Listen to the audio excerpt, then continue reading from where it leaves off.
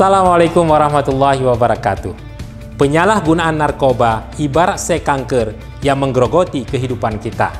Angka pengguna narkoba di Aceh mencapai 56.000 lebih.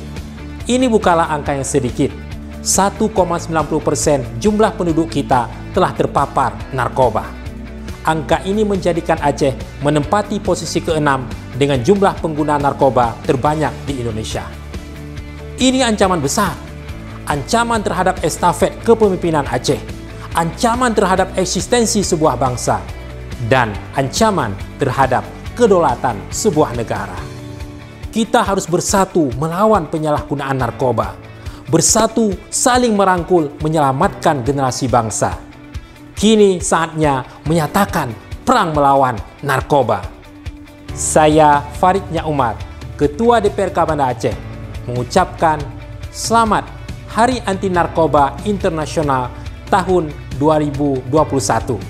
Bersama kita wujudkan Banda Aceh Kota Gemilang yang bersinar, bersih dari narkoba. Bek tawangan narkoba, war on drugs. Wassalamualaikum warahmatullahi wabarakatuh.